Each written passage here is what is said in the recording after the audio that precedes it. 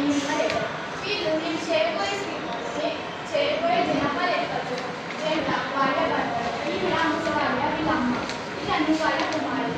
ఈమె political leader sarpanch, ఈమె collector గారు.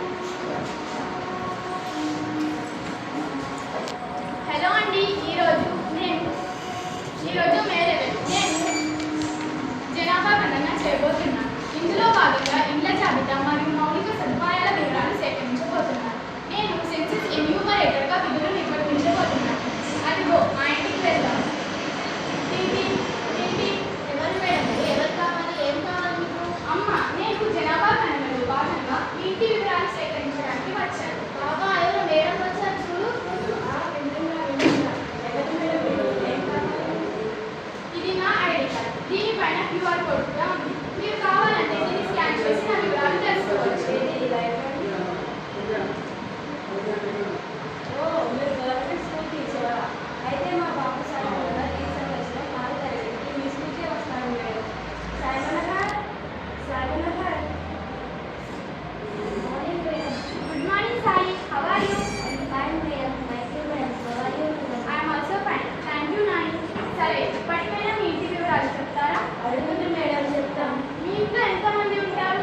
ఇంటి యజమాని ఎవరు? ఈ ఇల్లు ఎవరి పేరు మీద ఉంది? మేడం, మా తాతయ్య మేడం కొత్తగా కలుస్తారు మేడం. అరే ఒక్కరా నువ్వు? మేడం, ఈ ఇంట్లో మేము 5 ఉంటాం. మా అత్త, మామ, మా బావ, నేను, మా కొడుకు ఉంటాం. ఈ ఇల్లు మా మామ పేరు మీదే ఉంది మేడం. మా అత్త మామల పేరు చెప్తారు, అమ్మో నాకు.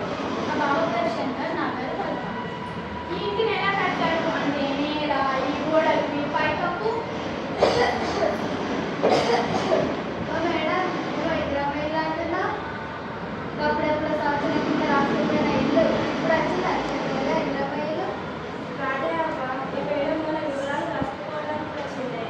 ఏందిరా నిలబడతలేదు, మళ్ళా చెప్పు. ఈ మేడం మన వివరాలు మన ఇంటర్ వివరాలు రాసుకోవడానికి వచ్చింది. అట్లనా? మరైతే ముసలైనకి ఒక పెన్షన్ రాయమని రాదు. ఓ అట్లా నువ్వుకో, ఇది ఇచ్చేది వచ్చేది ఏం కాదు, ఉండగా రాసుకోపోనికి వచ్చింది అంతే. అయ్యో ఉత్తరేనా?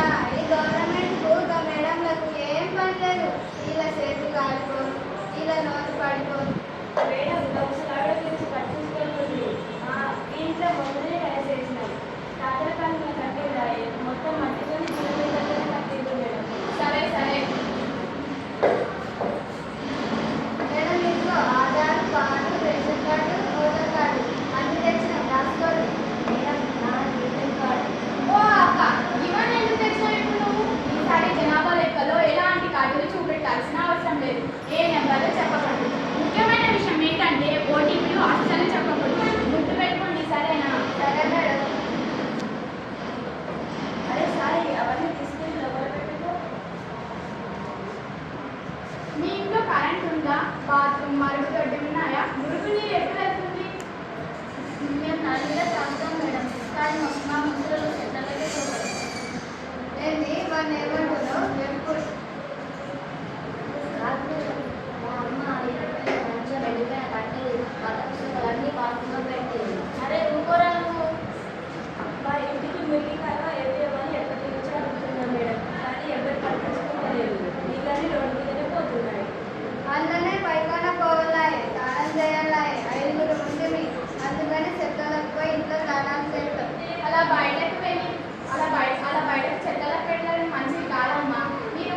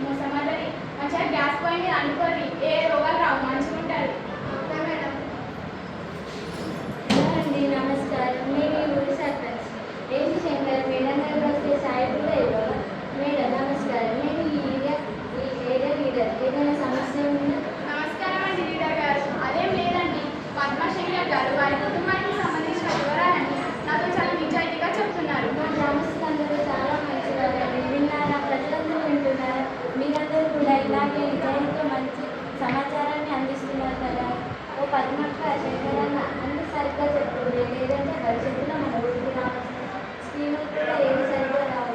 మేము సరిగ్గానే చెప్తున్నాం అక్క.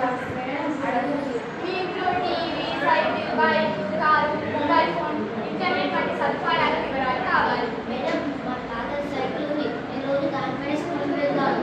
మేడం మా ఇంట్లో ఒకటే ఫోన్ ఉంది మేడం. అది కూడా మా అన్న దగ్గర ఉంటుంది. అప్పుడప్పుడు మా అన్నతో వీడియో కాల్ మాట్లాడతారు.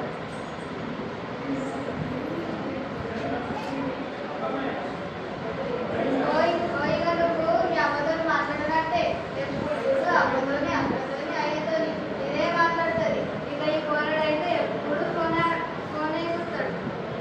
నీకైతే మంచిగా కాబట్టి మీ ఇద్దరు గొడవలకి తట్టుకోలేదు కానీ సాయంత్రం అయితే ఇద్దరు కాడ కూర్చొని టీవీ సీరియల్ అయితే చూస్తారు. మంచుకున్నారు మీ ఇద్దరు అర్థం కూడా మరి అక్కడ ఎదురుగా ఉన్న కారు ఎవరిది? మీది కాదా? నాదే మేడం గారు రోజు దాని మీదనే తిరగాలి కొట్టేసి అదే మేడం మా జీతం అంటారు. ఓ అవునా, సరే. మీ ఇంట్లో ఎక్కువగా తినే ధాన్యాలు ఏమిటి? అంటే బియ్యం, గోధుమలు, మక్కలు, వీటిలో ఏమి ఎక్కువగా వాడతారు? మేము ఎక్కువగా బియ్యం వాడతాం మేడం. మా అత్త మామ దగ్గర మొక్కలతో జంతువులను ఉపయోగిస్తాం మేడం. సరే, ప్రస్తుతానికి ఈ వివరాలు చాలు. ఇది కేవలం మొదటి దశ. ఇండ్ల జాబితా లెక్కింపు. అసలైన జనాభా లెక్కింపు 2027 ఫిబ్రవరిలో జరుగుతుంది. అప్పుడు మళ్ళీ వస్తాను. రేపు మన ఊరిలో సర్పంచ్ గారి ఆధ్వర్యంలో గ్రామ సభ జరుగుతుంది.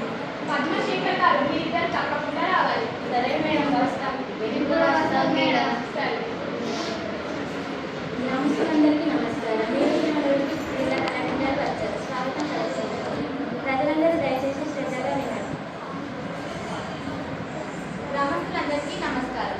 నేను ఈ జిల్లా కలెక్టర్. మొన్న మే 11 నుంచి జనగణన మొదలైన విషయం మీకు అందరికీ తెలుస్తుంది. జనగణన అనేది మన దేశ భవిష్యత్తును నిర్ణయించే సర్వే. దీనివల్ల ఎన్నో ఉపయోగాలు ఉంటాయి. ఈ సర్వేలో సేకరించిన సమాచారాన్ని ఉపయోగించుకొని ప్రజలకు కావాల్సిన పథకాలను అమలు చేయవచ్చు. తాగునీరు నల్లలు, వంట కొరకు సిలిండర్లు మరియు పెన్షన్లు వంటివి ఇవ్వవచ్చు.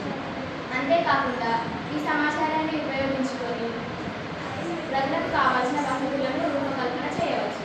అవసరమైన చోట పాఠశాలలు, ఆసుపత్రులు కట్టించవచ్చు. రవాణా కొరకు ఫ్రీ బస్ వంటివి ఏర్పాటు చేయవచ్చు. అనుకోకుండా ఏదైనా ప్రకృతి ప్రమాదం జరిగినప్పుడు త్వరగా ఈ సమాచారాన్ని ఉపయోగించుకొని సహాయాన్ని అందించవచ్చు. అంతేకాకుండా ప్రజల దగ్గర ఉన్న ఆస్తుల సమాచారాన్ని తెలుసుకోవడం ద్వారా భవిష్యత్తులో కొత్తగా పారిశ్రమలు, వ్యాపారాలు అందించవచ్చు. రవాణా కొరకు రాజకీయంగా పోటీ చేసే స్థానాలను తిరిగి ఏర్పాటు చేసి ఎమ్మెల్యేలను, ఎంపీలను కూడా విభజన చేయవచ్చు. కలెక్టర్ అమ్మ, మరి మా వాళ్ళందరూ మహిళల వివరాలు, ఆస్తుల వివరాలు తెలిసిపోతాయని, పెన్షన్లు పోతాయని భయపడుతున్నారు. అందుకే ఎవరు సరిగ్గా చెప్పడం లేదు. మీరు అలా భయపడాల్సిన అవసరం లేదు. ఎందుకంటే కొత్తగా వచ్చిన విషయం ఏమిటంటే జనాభా గణనలో సేకరించిన సమాచారాన్ని రహస్యంగా ఉంచడం జరుగుతుంది. అంతేకాకుండా ఈ సమాచారాన్ని ఏ ఒక్కరికో ఎవరికో వ్యతిరేకంగా వాడటానికి అధికారులకు కూడా వీలు లేదు. మీరిచ్చే సమాచారం వల్ల మీ పెన్షన్లు పోవు, మీ ట్యాక్స్లు పెరగవు. అట్లయితే అందరం సరిగ్గా చెప్తాం మేడం. ప్రజలందరూ విన్నారు కదా. మన ఊరి వివరాలు మనం నిజాయితీగా చేద్దాం. దేశ అభివృద్ధిలో పాల్పంచుకుందాం. అందరం కలిసి చేద్దాం. జనాభా గణన మనందరి కోసం. జనాభా గణన మనందరి బాధ్యత.